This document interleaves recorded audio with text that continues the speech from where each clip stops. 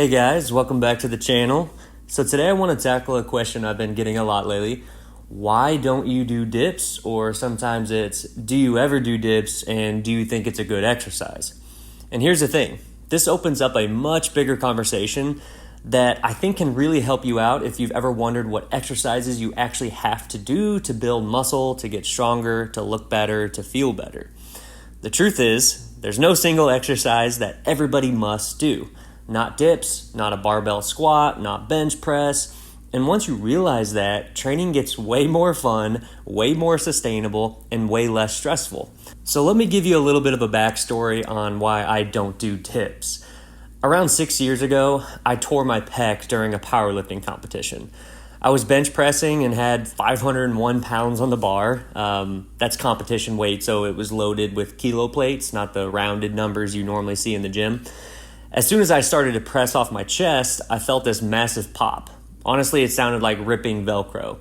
And immediately I felt this ball of muscle roll up in my chest. It was terrifying. In that moment, I knew something had gone very wrong. Now, back then, my mindset was completely different than it is today. I wasn't training for health. I wasn't even training for myself. I was in this get stronger, die trying mentality. It was all about being stronger than everyone else. Numbers were everything. Bench more, squat more, deadlift more. I didn't care about blood pressure, joints, tendons, ligaments. None of that mattered. All that mattered was how much weight I could move compared to other people. Looking back, it wasn't a healthy mindset at all, especially considering I wasn't even a professional athlete.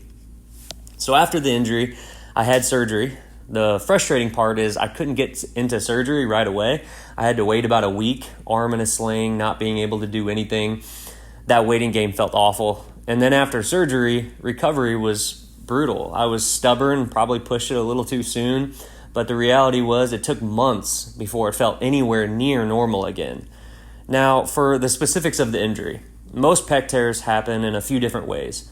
Sometimes the tendon rips off the bone, and that's actually the best case scenario sometimes because surgeons can pin the tendon back to the humerus, and you can often recover close to 100%. The worst case scenario is when muscle fibers tear apart from other muscle fibers.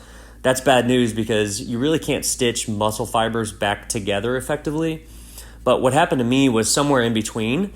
My pec muscle fibers tore away from the tendon itself, and surgeons can sometimes sew the fibers back into the tendon, but it's not a perfect science because muscle isn't the best tissue to stitch.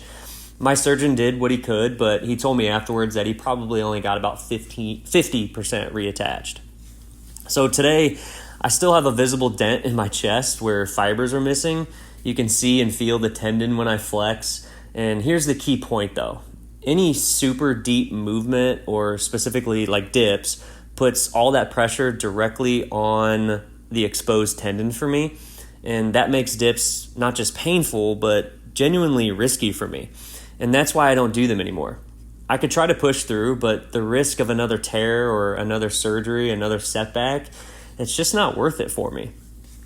And that's the first lesson here. Sometimes the best exercise on paper is not the best exercise for you. And that's okay, because dips are a great exercise. Tons of people build super well-developed chests and triceps with them. But for me, they're a landmine. For you, it might be something different. Maybe deep knee flexion squats bother your ACL from a past injury. Maybe overhead presses mess with your rotator cuffs and your shoulders. That doesn't mean you're doomed. It just means you need to find the right alternative. And so here's the truth. Unless you're training for a very specific sport like powerlifting or bodybuilding, there's no exercise that is mandatory, in my opinion. If you're a power lifter, yeah, you have to squat, bench, and deadlift because that's literally your sport. If you're a bodybuilder, you probably need certain isolation lifts to bring up symmetry and size for the stage. But if you're like me, someone who just wants to be relatively strong, athletic, lean, and capable without chasing extremes, you have way more freedom. You don't have to do dips. You don't have to barbell back squat. You don't have to do deadlifts off the floor. What matters isn't the exact lift. What matters is the movement pattern. So think about training in terms of patterns. You have push, so chest, shoulders, triceps, could be push-ups, dumbbell presses, dips if they work for you. Then you have a pulling pattern, so your back and biceps, It could be pull-ups, rows, inverted rows. And then you have a squat pattern, so lower body strength exercises like goblet squats, Bulgarian split squats, or step-ups. And then you have like hinge patterns, so for your glutes and hamstrings, like Romanian deadlifts, hip thrusts, or kettlebell swings. So once you zoom out like that, you see how much freedom you really have. You don't like one version? Cool, swap it out. There's always another option that hits the same pattern for the most part. When I was younger, I thought there was this sacred list of must-do lifts: bench, squat, deadlift. If you weren't doing those, you weren't serious. But honestly, that mindset held me back. It led to injuries, frustration, and honestly, it sucked the joy out of training for me. Today, my mindset is completely different. I care about consistency, longevity, and enjoyment. If an exercise feels good, I do it. If it doesn't, I move on. And the crazy part is, I've still been able to maintain muscle, stay lean, and feel athletic without forcing myself to do lifts that my body doesn't tolerate. And that's what I want for you too. All right, so back to dips. Are they a great exercise? Absolutely. If you can do them pain-free and you enjoy them, keep them in your program. But are they mandatory? Not at all. For me, the risk of re-injuring my pec is just too high, so I leave them out. And I don't lose a minute of sleep over it. That's what I want to drive home here. Listen to your body and don't feel guilty about skipping an exercise that doesn't serve you. So if you're sitting there wondering, okay, but how do I know what I should be doing? Here's my advice. Number one, focus on the big movement patterns like I mentioned: push, pull, squat, and a hinge.